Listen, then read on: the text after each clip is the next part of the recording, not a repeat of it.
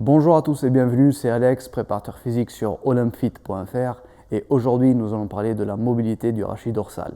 Alors pourquoi je choisis de parler de ce sujet? Tout simplement parce que c'est un problème qui touche beaucoup de sportifs qui ont un manque de mobilité au niveau du rachis dorsal et ceci se répercute dans leur technique de mouvement et dans leur posture.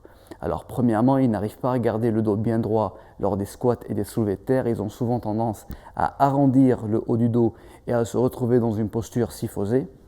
Deuxièmement, ils ont souvent un grand déséquilibre de force entre les trapèzes supérieurs qui sont beaucoup plus toniques et puissants que les trapèzes inférieurs qui sont souvent inhibés et n'arrivent pas à faire leur travail. Et ceci pose aussi des problèmes au niveau fonctionnel mais aussi au niveau postural. Troisièmement, ils n'arrivent pas à bien rétracter et ressortir la poitrine lors des exercices de tirage. Et bien sûr, ceci ne fait qu'accentuer les problèmes de déséquilibre. Quatrièmement, ils n'arrivent pas à rester bien droit lors du développé militaire. Ils sont obligés de compenser le manque de mobilité dorsale par une hyperlordose lombaire, ce qui est bien sûr problématique. Et cinquièmement, il est très important de noter que la mobilité du rachis dorsal est directement liée à la stabilité de l'épaule. Et donc, quand on a un manque au niveau de la mobilité du haut du dos, ceci se reflète par des blessures et des tendinites au niveau de l'épaule. Mais ceci sera l'objet d'une future vidéo. Aujourd'hui, je vais vous montrer 4 exercices pour améliorer la mobilité au niveau dorsal et je vous conseille aussi de faire beaucoup d'étirements pour les pectoraux et les deltoïdes pour essayer d'ouvrir cette cage thoracique et de retrouver une bonne extension au niveau du rachis dorsal.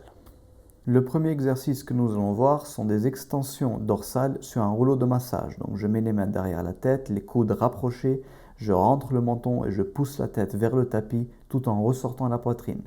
Je fais 2 à 3 répétitions et puis je recommence en glissant un peu plus haut le rouleau pour cibler toutes les vertèbres dorsales. Ici, c'est très important de garder les abdos contractés pour éviter une compensation du rachis lombaire par une hyperlordose. Le deuxième exercice sont des rotations du rachis allongées. Donc je suis allongé sur le côté, une jambe tendue, l'autre fléchie avec le genou légèrement surélevé. Le but, c'est toujours d'ouvrir la cage thoracique et de pivoter le plus loin possible sans forcer et sans lever le genou. J'expire, je relâche tous les muscles, je relâche les épaules et je tiens pendant une dizaine de secondes. Je fais 2 à 3 répétitions avant de passer à l'autre côté. Pour le troisième exercice, nous allons faire des rotations du rachis en position quadrupédique.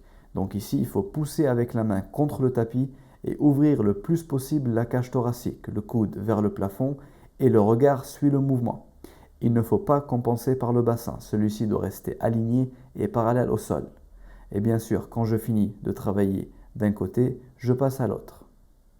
Le quatrième et le dernier exercice sont des extensions dorsales au banc. Donc je prends un bâton, je me mets à genoux, les coudes posés sur le banc.